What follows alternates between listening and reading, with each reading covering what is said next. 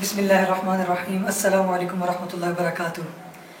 آپ دیکھ رہے ہیں کریٹیکل انالائسز اور میں ہوں آپ کا ہوسٹ عتیق الرحمان۔ آج ہم ایک انتہائی اہم موضوع پر بات کریں گے جو کہ ہے جوانوں کی شادی کے اوپر، جس کے بارے میں ہم یہ بات کریں گے کہ جوانوں کی شادی کس عمر میں کی جائے اور ان کے لاحقین کے اوپر ان کے کیا انجام دہی کی کیا فرائض واجب ہے۔ ہمارے ساتھ موجود ہیں مولانا عطاء الکریم صاحب، ہم ان سے بات کریں گے اور یہ ہمیں بتائیں گے احادیث اور قرآن کی روشنی میں۔ بسم اللہ الرحمن الرحیم، نحمدہ ونستعینہ ونصلی علی رسولہ الکریم۔ شادی یا نکاح یہ نبی کریم صلی اللہ علیہ وسلم کی سنتوں میں سے ایک عظیم الشان سنت ہے۔ چنانچہ نبی کریم صلی اللہ علیہ وسلم نے فرمایا النکاح من سنتی، اور دوسرے موقع پر ارشاد فرمایا کہ ومن یرغب عن سنتی فلیس منی، کہ نکاح میری سنت ہے اور جو کوئی میری سنت سے اعراض کرے گا وہ ہم میں سے نہیں۔ اور جب کسی انسان کو گناہ میں پڑنے کا خطرہ ہو جائے، اس کو یہ اندیشہ ہو جائے کہ میں گناہ میں مبتلا ہو جاؤں گا بغیر نکاح کے، اس پر شادی کرنا فرض ہو جاتا ہے۔ وہ اپنی تمام تر توانائیاں پھر اس میں صرف کرے اور اس فریضے کو انجام دے۔ جہاں تک اس سوال کا تعلق رہا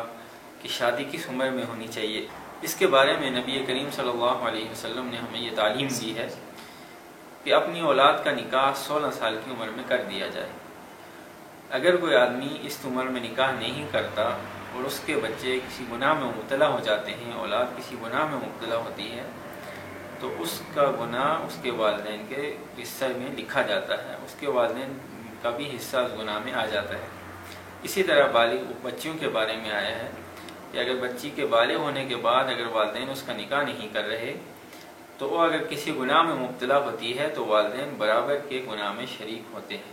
چنانچہ اگر اس وقت کی صورتحال دیکھی جائے تو اس وقت یہ صورتحال ہے، نکاح کو ہر طریقے سے مشکل بنایا جاتا ہے۔ نکاح کے لیے طرح طرح کے آزار، طرح کے مسائل، مجبوریاں سامنے رکھی جاتی ہیں، لیکن یہ مجبوری کہ اللہ جل شانہ نے ہمیں اس کا حکم دیا ہے۔ چنانچہ قرآن پاک میں صاف صاف حکم ہے۔ اللہ جل شانہ ارشاد فرماتے ہیں اعوذ باللہ من الشیطان الرجیم وَأَنكِحُوا الْأَيَامَ مِنكُمْ وَالصَّالِحِينَ مِنْ عِبَادِكُمْ وَإِمَائِكُمْ إِنْ يَكُونُوا فُقَرَاءَ يُغْنِهِمُ اللَّهُ مِنْ فَضْلِهِ وَاللَّهُ وَاسِعٌ عَلِيمٌ، کہ تم لوگ بے نکاح لوگوں کا نکاح کر دو، اور جو غلام ہیں اور باندیاں ہیں ان کے اندر نیکی ہے تو ان کا بھی نکاح کر دو۔ اگر وہ فقیر ہیں، تنگ دست ہیں، تو اللہ جل شانہ اپنے فضل سے ان کو مالدار کر دیں گے، اور اللہ پاک بہت زیادہ فضل فرمانے والے اور جاننے والے ہیں۔ یہاں پر اللہ جل شانہ نے بے نکاح لوگوں کے ورثاء کو خطاب کر کے یہ حکم دیا ہے کہ ان کے نکاح کا انتظام کیا جائے۔ اس سے یہ بھی سمجھ میں آتا ہے کہ شادی کی جو ذمہ داریاں ہیں یہ وارثین کے اوپر ہیں، کہ وارث لوگ اس فریضے کو ادا کریں۔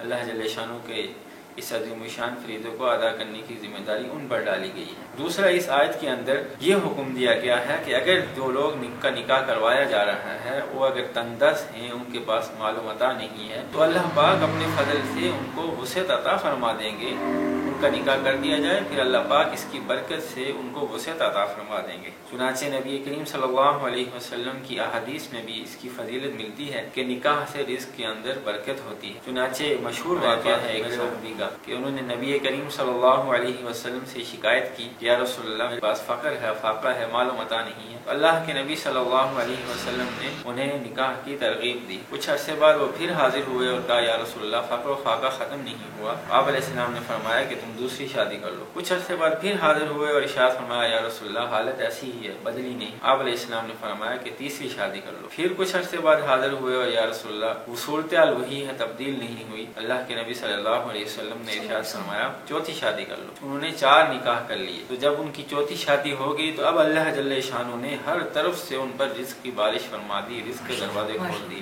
اللہ جل شانہ چاہتے تو پہلی شادی پر ہی ان پر رزق کے دروازے کھول دیتے، لیکن امت کو ایک سبق دینا تھا، امت کو ایک تعلیم دینی تھی کہ جتنے نکاح زیادہ ہوں گے رزق کے اندر اتنی ہی برکت ہوگی۔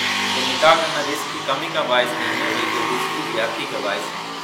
آج اگر ہم اپنی صورتحال کو دیکھ لیں تو نکاح کے اندر جو رکاوٹیں پیش کی جاتی ہیں ان کا سارا مدار روزی کے اوپر ہوتا ہے، مال کے اوپر ہوتا ہے۔ اگر ہم تعلیم حاصل کرنے کی وجہ سے نکاح نہیں کر رہے تو اس کی وجہ بھی یہی ہوتی ہے کہ تعلیم حاصل کریں گے، اس کے بعد روزگار ہوگا، اس کے بعد مال ہوگا، اس کے بعد شادی ہوگی، یا اس وجہ سے نہیں کر رہے کہ مال روزگار نہیں ہے تو تب بھی مال کی کمی ہے، بڑی وجہ یہ سامنے آتی ہے کہ انسان مال و اسباب کے نہ ہونے کو نکاح نہ کرنے کی ایک بڑی وجہ بنا لیتا ہے، جس کا اللہ جل شانہ نے اپنی کتاب میں بھرپور تفصیل کے ساتھ اس مسئلے کو حل فرمایا، اور نبی کریم صلی اللہ علیہ وسلم نے بھی اپنی تعلیمات کے ذریعے سے اس کو کھول کھول کر بیان فرمایا۔ لہذا اس چیز پر بہت فکر مند ہونے کی ضرورت ہے، اور اپنے جیسے ہم تمام چیزوں کی فکر کرتے ہیں ان سب چیزوں سے زیادہ اس بات کی فکر کرنے کی ضرورت ہے کہ اللہ پاک نے ہمیں حکم کیا دیا ہے اور نبی کریم صلی اللہ علیہ وسلم نے ہمیں تعلیم کیا دی ہے۔ جب ہم اللہ کے احکام اور نبی کریم صلی اللہ علیہ وسلم کی تعلیمات کو سامنے رکھ کے فیصلہ کریں گے تو اللہ جل شانہ اس کی برکت سے ہمارے تمام مسائل کو حل فرما دیں گے اور ہمیں کامیابیاں بھی عطا فرما دیں گے، تعلیمی میدانوں میں بھی کامیابی عطا فرمائیں گے، اور اسی طرح روزگار اور رزق ان معاملات کے اندر بھی اللہ پاک کامیابی عطا فرمائیں گے۔ لیکن ہم نے اگر اسی طرح اپنی غفلت جاری رکھی، ہماری عمریں نکلتی رہی، گناہوں میں مبتلا رہے، ان کی نحوست سے پورا عالم خراب ہو جاتا ہے۔ یہ ایسے گناہ ہیں کہ جن کی وجہ سے سارے عالم کا نظام بگڑ جاتا ہے۔ اللہ جل شانہ ہم سب کو اپنے احکامات پر عمل کرنے کی توفیق عطا فرما دے۔ ٹھیک ہے، ماشاء اللہ، طاہر صاحب نے بڑی اچھی بات کی ہے مولانا صاحب۔ اچھا دیکھیں، آج کل نکاح کو ویسے واقعی بڑا مشکل بنا دیا گیا ہے، جہیز کے نام پر، جاب کے نام پر، اچھی شکل و صورت کے نام پر۔ اللہ تعالیٰ نے قرآن مجید میں فرمایا کہ اگر انسان غریب ہے، فقیر ہے، تو اللہ تعالیٰ اس کو اپنی خزانوں سے اس کو غنی کر دے گا۔ تو یہ مطلب خلاصتاً یہ بات نکلتی ہے کہ نکاح جو ہے وہ زندگی میں برکت لاتا ہے، صحت لاتا ہے، سب کچھ لے کر آتا ہے۔ تو بڑی اچھی بات کی ہے کہ تمام احباب سے جن کی زیر کفالت لوگ ہیں غیر نکاح، جن کا نکاح نہیں ہوا، تو ان سے درخواست ہے کہ اپنے غیر نکاح لوگوں کے نکاح کر دیں۔ قرآن میں اللہ تعالیٰ حکم دے رہے ہیں، بلکہ یہ چیز حکم میں بھی آ رہی ہے اور آپ صلی اللہ علیہ وسلم کی سنت بھی ہے۔ تو اس میں ظاہر بات ہے کہ آپ صلی اللہ علیہ وسلم کی ایک سنت میں برکت ہے، ایک سنت ہم زندہ کر رہے ہیں، تو اس میں ہماری زندگی میں برکت آئے گی۔ کہ آج کا پروگرام ہمارا ختم ہوتا ہے، انشاءاللہ دوبارہ حاضر ہوں گے نئے سوال کے ساتھ۔ اللہ حافظ۔